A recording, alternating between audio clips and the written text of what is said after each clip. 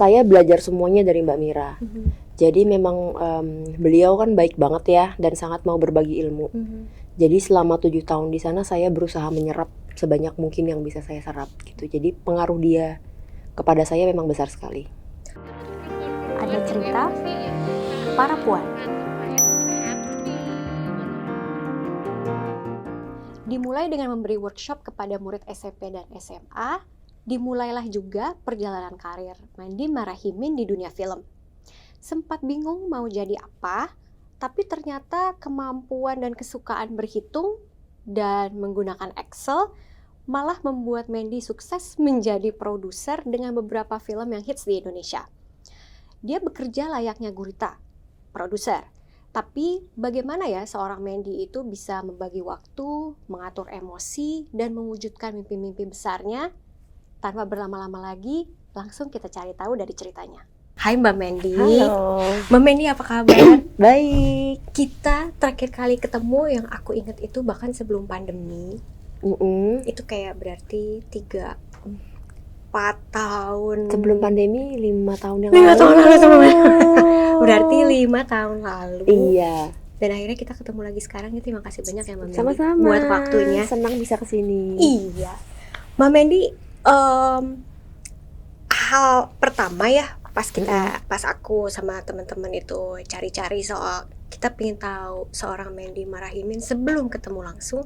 Terus kita malah mendapati bahwa sebelum Mbak Mandy itu dikenal sebagai produser, ternyata pernah juga ngasih workshop buat anak-anak SMP SMA. Betul. Itu salah satu yang akhirnya kayak, wah ternyata suka ngasih workshop juga nih gitu.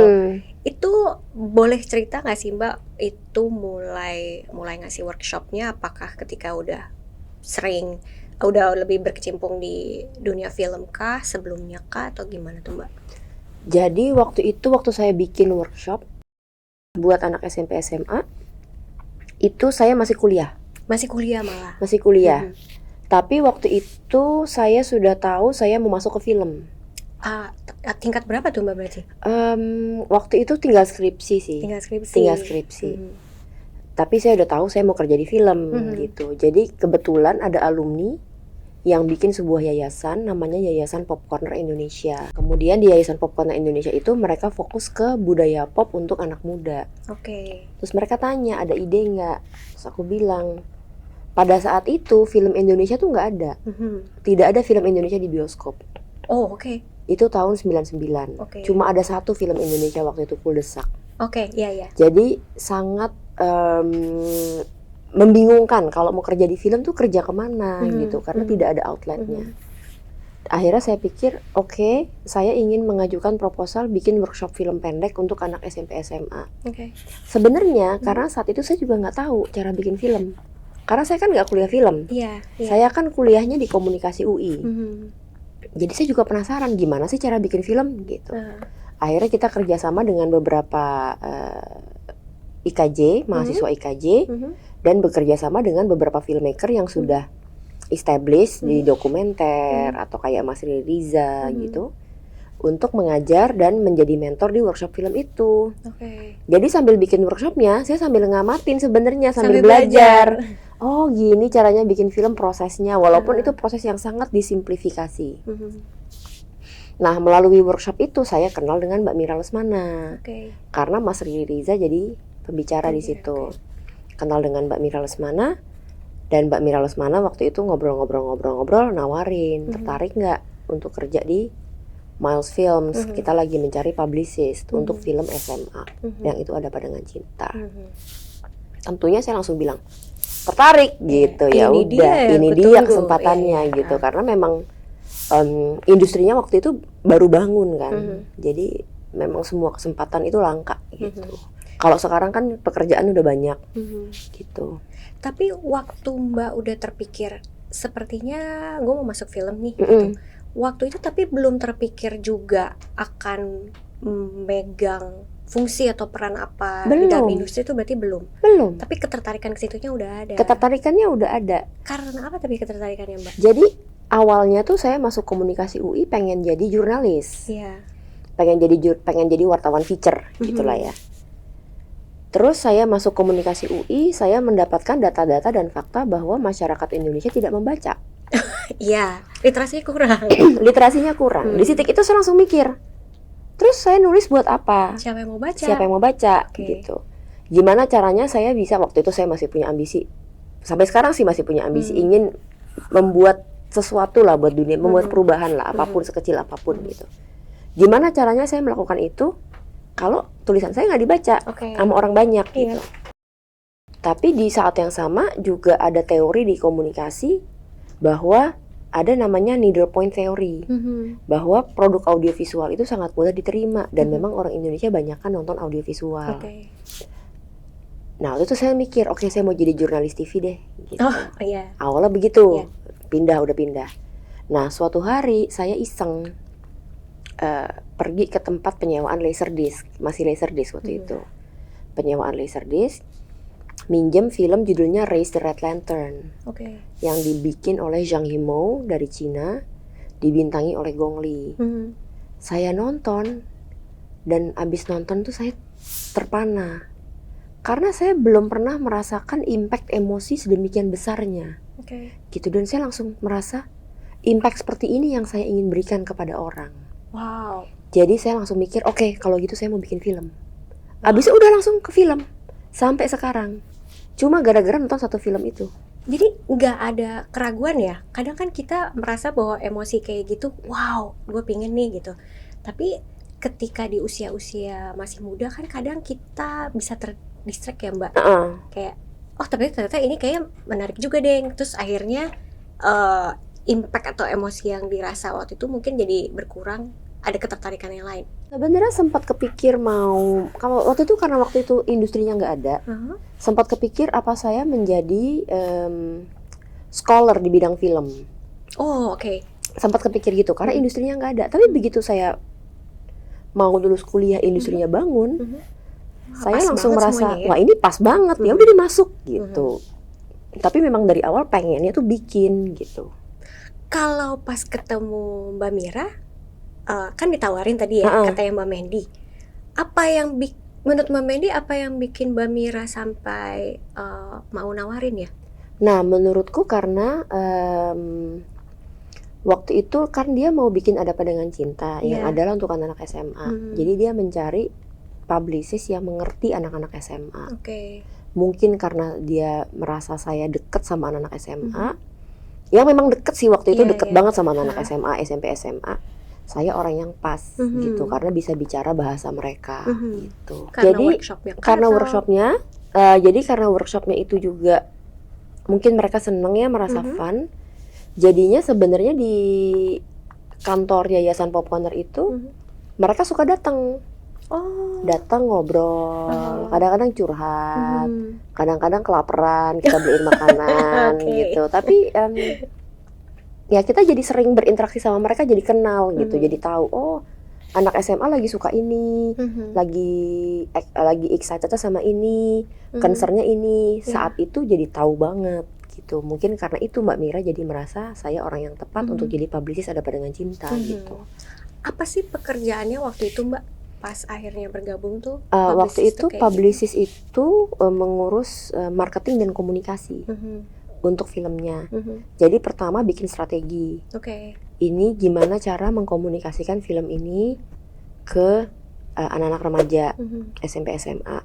Kemudian setelah bagaimana mengkomunikasikannya, melalui channel mana aja. Disitulah kita mulai kerjasama dengan media-media sebagai media partner, gitu. Kemudian di tiap media itu mesti ngomong apa, itu harus beda-bedain supaya nggak sama semua. Ya itu ngurus itu semua, gitu. Abis itu mesti melakukan media training kepada anak-anak pemain-pemain ini, karena mereka masih sangat muda kan, masih sangat muda. Ini film pertama mereka, kecuali Dian Sastro sudah pernah main sebelumnya, tapi ini film pertama mereka. Jadi bagaimana mereka harus berbicara di depan media, gitu. Jadi sedikit banyak akhirnya jurnalistik yang ingin didalami agak kepake ya? Dari sisi yang berbeda. Dari sisi yang berbeda. Sisi sebelahnya. Itu berlanjut terus Mbak waktu itu sama Mbak Mira, atau sempat ada jedanya dulu sesudah itu aku AADC? Kerja sama Mbak Mira akhirnya sampai 7 tahun. 7 tahun, oke. 7 tahun kerja untuk Mbak Mira. Awalnya sebagai publicist, abis itu sempat ngurusin film Gi. Iya. Gi itu aku mulai kerja dari sebagai researcher, production coordinator, sampai ngurusin promo dan marketingnya juga. Nah, setelah film Gi, ada film Garasi dan Untuk Rena. Setelah itu ada film 3 Hari Untuk Selamanya. Iya. Dan waktu itu Mbak Mira langsung tanya, mau jadi produser kan? Iya mau. Ya udah coba jadi line producer dulu. Gitu. Jadi aku turun jadi line producer di 3 Hari Untuk Selamanya. Itu Mbak Mira bisa bilang mau jadi produser kan? Aku udah pernah ngomong.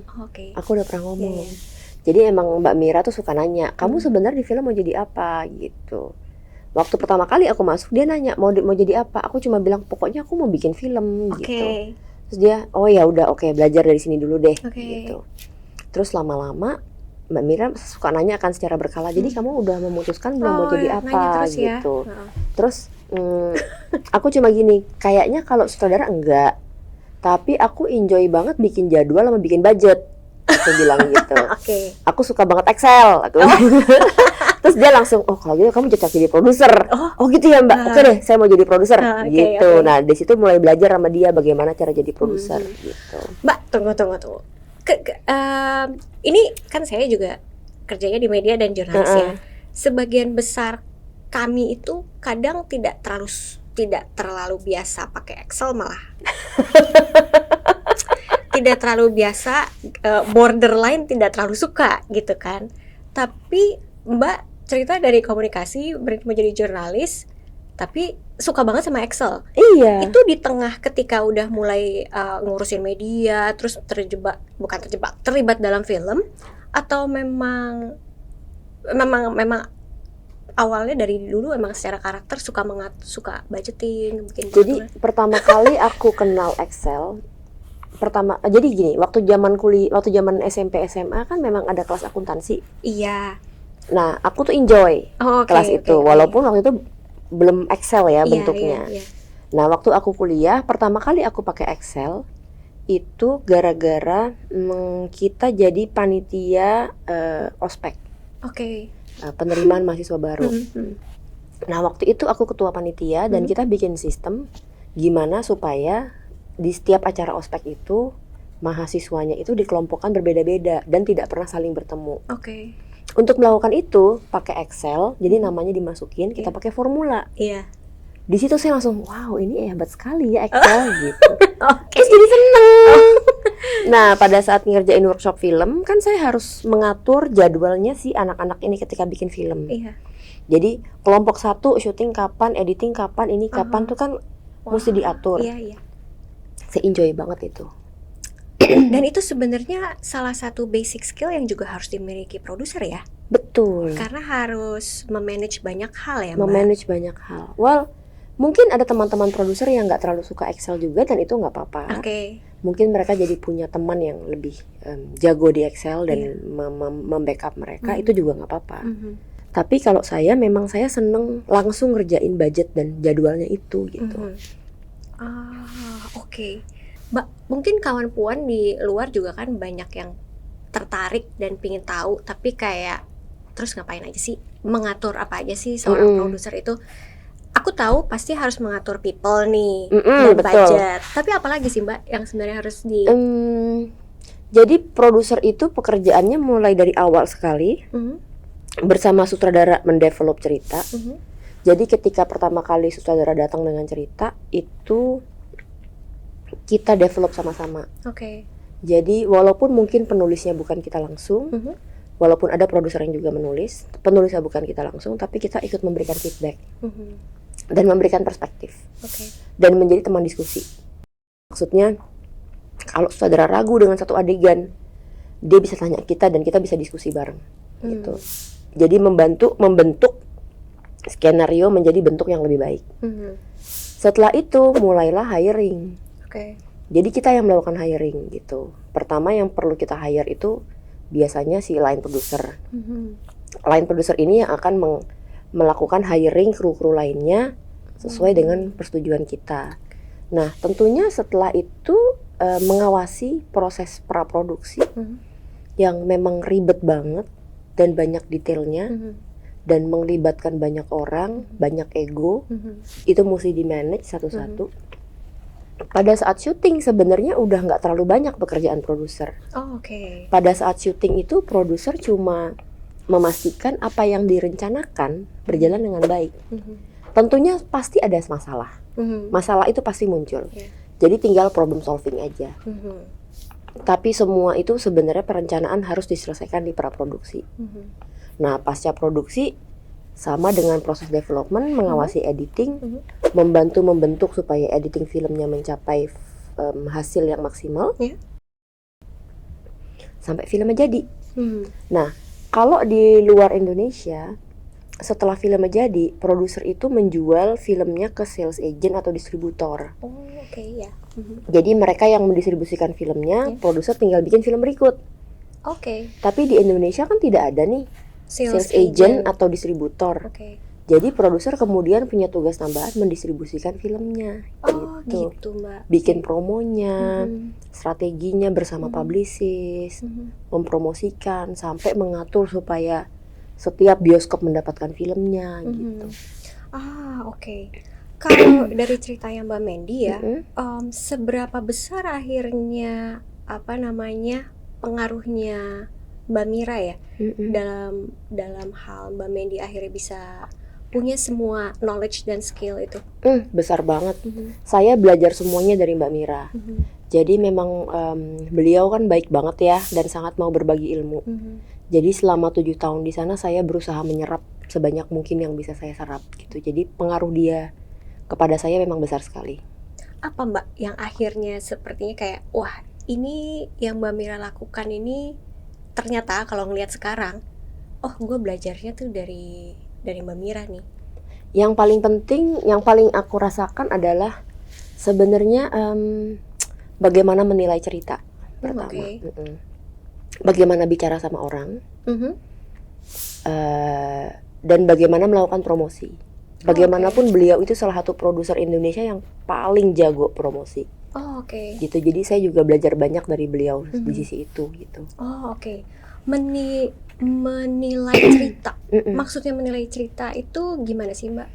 Maksudnya cerita ini bisa diproduksi atau tidak, karena tidak semua cerita bisa difilmkan. Oke. Kalaupun bisa, biasanya mesti ada adjustment supaya difilmkannya lebih maksimal. Sama cerita ini mesti melalui jalur apa? Apakah jalur komersial langsung ke bioskop?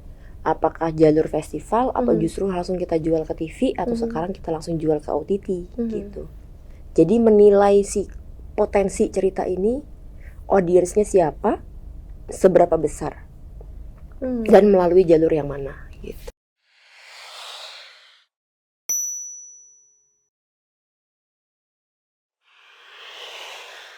Produser paham sehingga bisa mengawasi, bisa turun ke urusan cerita, bisa turun ke lapangan, bisa mencari uang, maksudnya yang all around gitu, menurutku. Tapi mungkin itu karena aku belajarnya dari Mbak Mira ya, dan beliau melakukan itu semua gitu.